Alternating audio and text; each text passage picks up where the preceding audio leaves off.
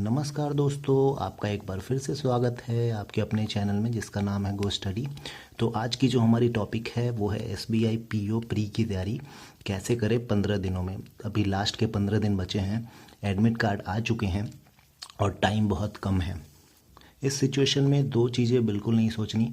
एक तो कि कट ऑफ क्या रहेगा, तो कट ऑफ के बारे में सोचोगे तो ये आपके तैयारी को हैम्पर करेगा।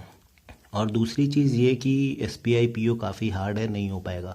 एटलीस्ट 15 दिनों में अगर आपने थोड़ा सा भी पहले से पढ़ रखा है तो 15 दिनों में तो आप इतना तो कर ही सकते हो कि प्री निकाल सको। और अगर प्री निकाल सको तो मेहनत करके मेंस में निकाला जा सकता है। ऐसा कुछ इतना भी हार्ड नहीं है। इस सिचुएशन में पॉजिटिव काफ़ी एटीट्यूड रखना पड़ेगा आपको। तो फटाफट पहले देख लेंगे ओवरव्यू कैसा होता है फॉर्मेट।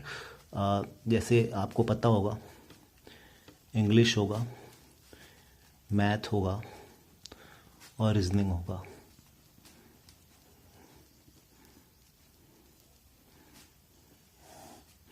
टाइम होगी आपके पास 60 मिनट की।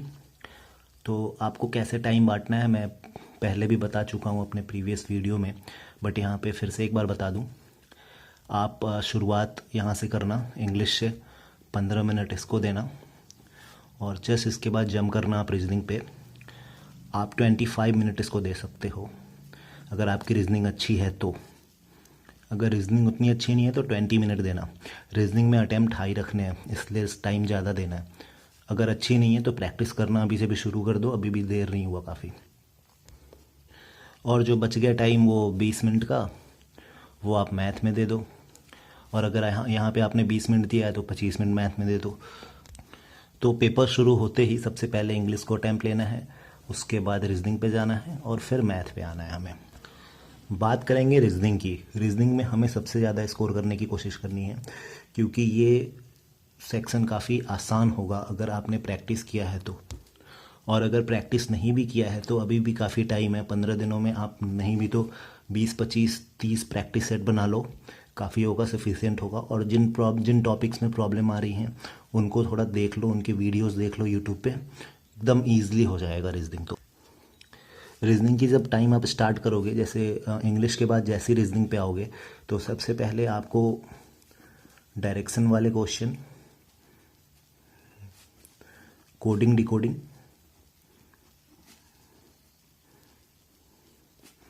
सिलॉक्स अगर होते हैं तो वो,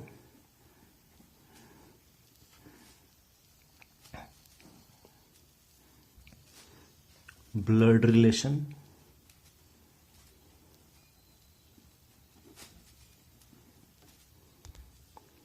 और अगर मशीन इनपुट आउटपुट है तो उसको देख लेना। इट मीन्स कि पहले रीजनिंग पे आते ही आपको इन सारे पार्टों को निपटाना है, उसके बाद पजल पे जाना है। तो इन सारे पार्ट को निपटाने के लिए भी सबसे पहले आपको देखना है कि कोडिंग डिकोडिंग पे पहले आपको कुछ सेकंड देनी है, 30-40 सेकंड आप इस पे दे के ये कर लेना, ये समझ लेना कि ये आसान आया है या हार्ड आया है। क्योंकि अब पैटर्न चेंज हो रहा है, तो मे भी कोडिंग डिकोडिंग प्री में ऐसे डाल दें कि काफ़ी टफ हो जाए। तो इस पे टाइम वेस्ट करने से अच्छा है कि आप 40 सेकंड पहले आप इस पे स्पेंड करो और ये समझो कि ये आसान है कि टफ़ है। अगर टफ़ लगे तो छोड़ दो इसके। अगर पैटर्न को आप क्रैक नहीं कर पा रहे उतनी देर में तो इसको छोड़ो, आगे बढ़ो, दूसरे को करो। दूसरी चीज़, अगर मशीन इनपुट आउटपुट आती है तो ये ज़्यादा टफ नहीं होगी, लेकिन फिर भी अगर आप फ्रैक्शन ऑफ सेकंड में, फ्रैक्शन ऑफ सेकंड कहने का मतलब है कि मिनट से कम, अगर 40-50 सेकंड में अगर आप मशीन इनपुट आउटपुट के उसको क्रैक कर पाओ, उसको समझ पाओ पैटर्न को, तो इसको अटैम्प्ट करना, अदरवाइज इसको भी छोड़ देना। तो इन सबको जब अटैम्प्ट कर लोगे, और बाद बाकी तो इनको तो करना ही करना, ये बहुत आसान होंगे। इनके क्वेश्चन 1 या 2 होंगे। इनके क्वेश्चन सेट में आ सकते हैं 5 हो सकते हैं, 4 हो सकते हैं। सिलॉक्स के भी क्वेश्चन कई बार, पिछली बार तो आया भी नहीं था, तो मे बी कम चांसेस है, या फिर रिवर्स सिलॉक्स के क्वेश्चन भी आ सकते हैं। तो तैयार रहना और इसको ज़रूर अटैम्प्ट करना। तो ये 2-3 भी हो सकता है और 4-5 भी हो सकता है। ब्लड रिलेशन के क्वेश्चन भी 2 से ज़्यादा नहीं होगा, 1, 2 या 3 ही होगा। मशीन इनपुट आउटपुट के 5 क्वेश्चन होने वाले हैं। इन सब के अलावा 4 पजल तो आपके होंगे ही होंगे। 4 पजल कुल मिला के अगर 5-5 क्वेश्चन हर एक पजल में होते हैं तो टोटल 20 क्वेश्चन होंगे आपके पजल के, 20 नंबर के पजल होने ही होने हैं। और ऐसा भी हो सकता है 5 पजल हो, 25 नंबर के पजल ही हो जाए आपके, और बाकी के 10 नंबर के इनसे हो, कोई से भी टॉपिक से 2-2 नंबर के पूछ दे सबसे। तो पजल के लिए टेंशन नहीं लेनी, पजल प्री का है तो थोड़ा आसान ही होगा। आप इनमें से एटलीस्ट 2 पजल तो कर ही लोगे बहुत आसानी से। इसमें टाइम लेना, कुछ सेकंड लेना, 40 सेकंड 1 मिनट तक लेना पता करने के लिए कि कौन सा पजल आसान है। अगर आप स्मार्ट वे में जाते हो तो तीन पजल भी कर सकते हो 4 में से। तो टोटल मिला के आपके अटैम्प्ट इसमें हो जाएंगे 25, अगर अच्छे से किया तो, नहीं तो 20 प्लस तो होने ही होने हैं। तो इतना एम बना के चलो कि इतना आप करोगे यहाँ पे। फिर आते हैं मैथ सेक्शन पे। इसको 25 मिनट देना है और ऐसे कर लेना है जैसा कि मैंने बताया आपको। फिर मैथ पे आते हैं, तो मैथ में भी स्मार्टली करना है, क्योंकि सारे सेक्शन को आपको अटैम्प्ट नहीं करना। अगर सारे सेक्शन में जाओगे तो फंस जाओगे आप, फिर आप सपना भूल जाओ कि आप पीओ बन पाओगे। तो मैथ में पहले आपको सिंप्लीफिकेशन कर लेना है। जैसे ही रीजनिंग की टाइम ख़त्म होगी मैथ में आओगे आप। सिंप्लीफिकेशन के 5 क्वेश्चन होंगे, इसको कर लेना। फिर क्वाड्रेटिक इक्वेशन, इसके भी 5 क्वेश्चन होंगे, ये कर लेना। सीरीज़ में जाना, उसके बाद इसके भी 5 क्वेश्चन होंगे, ये कर लेना। सीरीज़ को हो सकता है सीरीज़ देख के एक बार में आपको समझ आ जाएगा कि ये टफ़ है या इजी है, तो कुछ सेकंड इसमें भी लेना, टाइम लेना और ये पता करना कि टफ़ है या नहीं है। लेकिन 3 सीरीज़ के पैटर्न तो आप इजीली कर सकते हो क्रैक, तो 3 तो इसमें अटैम्प्ट ईजिली हो जाएगा कम टाइम में। अगला पार्ट आता है डीआई का। तो डीआई में 2 क्वेश्चन होंगे आपके, 2 सेट होगा 5-5 नंबर के, यानी कि 10 डीआई के क्वेश्चन होंगे। तो आपको क्या करना है, एक तो इजी होगा उसमें, एक टफ होगा। तो पहले फाइंड आउट करना है कि इजी कौन सा है, इसमें भी कुछ सेकंड लेना और तसल्ली से फाइंड आउट करना कि कौन सा इजी है और पहले इजी को अटैम्प्ट करना। तो मैं ये मान के चल रहा हूँ कि अगर आप ज़्यादा प्रैक्टिस में नहीं हो फिर भी आप 5 मिनट में 5 क्वेश्चन तो कर ही दोगे डीआई के ईजी वाले। तो आप फाइंड आउट करना और 5 मिनट लगा के एक डीआई का कर लेना। अगर इसके बाद भी टाइम बचे तो आप दूसरे डीआई को उठाना।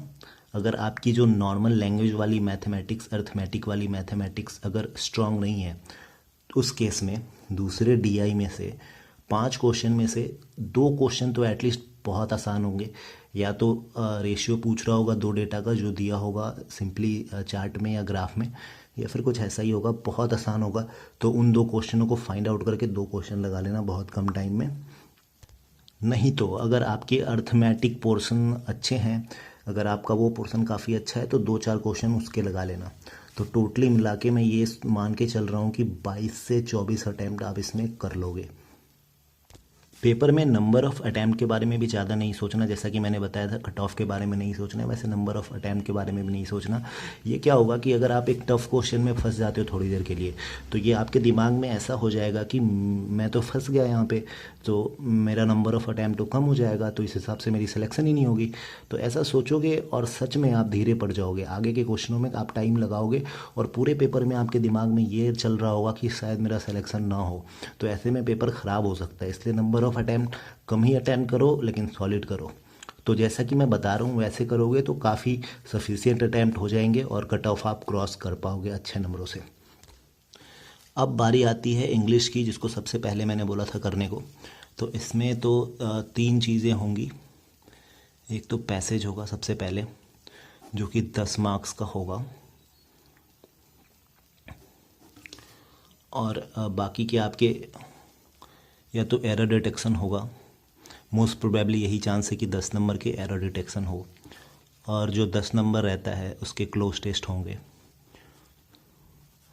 और कुछ नया पैटर्न अगर आएगा, कुछ नया अगर उनको पूछना है तो इसमें से 5 के एरर पूछेंगे और 5 का कुछ नया पूछ लेंगे, वो एरर वाले में से इसमें से बांट देंगे। तो 30 मार्क्स का इंग्लिश होता है हमारा। तो इंग्लिश में पहली बात तो ये गांठ बांध लो कि पैसेज आपको अटैम्प्ट नहीं करना। अगर आपकी इंग्लिश काफ़ी अच्छी है, कंप्रहेंसन काफ़ी अच्छा है, अगर आप अखबार शुरू से पढ़ते आ रहे हो, अगर आप बहुत जल्दी रीडिंग कर पा रहे हो किसी भी चीज़ की, तो ही पैसेज अटैम्प्ट करना, अदरवाइज पैसेज अटैम्प्ट नहीं करना। अगर पैसेज को छोड़ दिया जाए तो रीजनिंग और मैथ से आसान इंग्लिश ही होगा सेक्शन, अगर ओवरऑल देखा जाए तो, क्योंकि जो क्लोज टेस्ट है वो डुएबल होगा, इतना भी टफ नहीं होगा। आपको क्या करना है, इस पे प्रैक्टिस करनी है, और जो वर्ड नॉलेज है आपको इंक्रीज कर लेनी थी पहले से। अगर आपने वो नहीं किया है तो अभी से भी ज़्यादा देर नहीं हुआ है। थोड़ा बहुत आप द हिंदू के जो न्यूज़ वो होते हैं संपादकीय, या इंग्लिश में कहें एडिटोरियल, तो उसको, उनके जो वर्ड्स होते हैं टफ टफ वर्ड, उनको छांटो और उनको थोड़ा रटने की कोशिश करो। तो 15 दिनों में भी आप काफ़ी कर लोगे। और इसके अलावा आपको थोड़ी बहुत ग्रामर की नॉलेज होगी तो क्लोज टेस्ट आप आसानी से कर लोगे। क्लोज टेस्ट में कोई दिक्कत नहीं होगी, और थोड़ी थोड़ी तो समझ होगी इंग्लिश की, तो ये ज़्यादा टफ आता भी नहीं है और आएगा भी नहीं मेरे हिसाब से। जो एरर है, एरर में क्या करना है कि जो सब्जेक्ट वर्ब एग्रीमेंट होते हैं, जो उनके कुछ रूल्स आप देख लेना। अभी 15 दिनों का टाइम है, तो थोड़ा बहुत एरर डिटेक्शन की टेक्निक और रूल्स देख लेना। तो इसमें से आप 4-5 क्वेश्चन तो आसानी से कर लोगे 10 में से। और रही बात पैसेज की, तो पैसेज के लिए मैंने मना कर दिया है कि पैसेज नहीं करना, लेकिन पैसेज में जो 4 एंटो और साइनो जो आते हैं, एंटोनिम और साइनोनिम, तो इनको ज़रूर अटैम्प्ट करना। इनमें अगर आप क्रैक कर पाओ उन चारों को, मतलब आपको सीधा सीधा पता हो, तो ज़रूर इनको अटैम्प्ट करना। और इनको 15 मिनट से ज़्यादा इस सेक्शन को मत देना। और अगर आप फास्ट करने की कोशिश करोगे तो 12 मिनट में भी इसको सॉल्व कर पाओगे। और इसको जितना कम करोगे, जितने कम समय में करोगे, उतना ही ज़्यादा टाइम आपको मैथ में देने को मिल जाएगा। तो गाइज़ थोड़ा फास्ट रखना, लेकिन हड़बड़ाने की ज़रूरत नहीं है। जो प्रिपरेशन की टाइमिंग थी हमारी, जो टाइम था, जो प्रिपरेशन का हमारा टाइम था, वो अब ख़त्म हो चुका है और अब फाइनल टच देने का टाइम आया है। तो मैं कहूँगा कि अभी आपको 90% प्रैक्टिस करना है और 10% ही पढ़ाई करनी है इन टॉपिकों के बारे में। अगर 90% प्रैक्टिस करोगे तो आपको पता चलेगा कि किस टॉपिक में आप कमज़ोर हो और नंबर कहाँ से कम आ रहे हैं। तो उन टॉपिक को इन 10% जो बताया है मैंने कि 10% आपको पढ़ाई करनी है, तो उन टॉपिकों पे वर्क करो। और प्रैक्टिस प्रैक्टिस प्रैक्टिस अभी से भी आप 2-3 सेट दिन में बना जाओ, काफ़ी सफिशिएंट है। जिनके पेपर नेक्स्ट वीक में होने वाले हैं, यानी 6 तारीख के आसपास जिनके पेपर होने वाले हैं, तो उनके लिए थोड़ा प्लस पॉइंट है कि आप वहाँ से मेमोरी बेस्ड क्वेश्चन आप बैंकर्स अड्डा से ले सकते हो और उनको भी बना जाना, और थोड़ा बहुत आइडिया हो जाएगा कैसे क्या अटैम्प्ट करना है, तो पहले से माइंड मेकअप हो जाएगा आपका। अगर आपने थोड़ी बहुत भी पढ़ाई की है बैंकिंग सेक्टर की और इन टॉपिक्स के बारे में थोड़ा बहुत भी नॉलेज रखते हो, तो 15 दिन सफिशिएंट है, आप इस प्री को तो क्रैक कर ही सकते हो। तो पॉजिटिव एटीट्यूड के साथ इस एग्ज़ाम को जाओ, फेस करो, और ऑल द बेस्ट, आप क्लियर कर लोगे। नंबर ऑफ़ अटैम्प्ट की बात कर लेते हैं, तो ऐसे जैसा मैंने बताया है वैसे अगर आप करोगे तो 55 प्लस तो अटैम्प्ट हो ही जाएगा, जो कि एक सेफ़ अटैम्प्ट होगा। बट कोशिश करना 60 प्लस अटैम्प्ट हो जाए। हालांकि मैंने बताया कि अटैम्प्ट की चिंता मत करो, तो अटैम्प्ट को भूल ही जाओ, लेकिन 55 प्लस अटैम्प्ट मैंने जानकारी के लिए ऐसे ही बता दिया है कि सेफ़ अटैम्प्ट होगा। और एसबीआई अपने कट ऑफ से ज़्यादा नहीं खेलती, तो कट ऑफ की चिंता मत करो। कट ऑफ तो मुश्किल से 47.5 पिछले साल था, पिछले 2 सालों से ऐसा ही रहा है, तो इस साल भी यही रहेगा, या फिर 1-2 नंबर ऊपर या नीचे हो सकता है। तो 50 से ऊपर नहीं जाने वाला है कट ऑफ, तो आप 55 अटैम्प्ट रखो, सेफ अटैम्प्ट होगा। तो आप बताई हुई स्ट्रैटेजी के साथ एग्जामिनेशन पेपर में जाओ, सफलता ज़रूर मिलेगी। All the best. तो आज के लिए बस इतना ही। अगर आपको ये वीडियो अच्छी लगी हो तो लाइक करें हमारे वीडियो को, सब्सक्राइब करें हमारे चैनल को, शेयर करें अपने दोस्तों के साथ इस वीडियो को, और सब्सक्राइब तो ज़रूर कर लें, क्योंकि आगे भी मेंस के लिए भी हम वीडियो डालने वाले हैं। और अगर आपको कोई प्रॉब्लम हो, कुछ पूछना हो, तो आप कमेंट सेक्शन में पूछ सकते हैं। तो फ़िलहाल के लिए बाय बाय।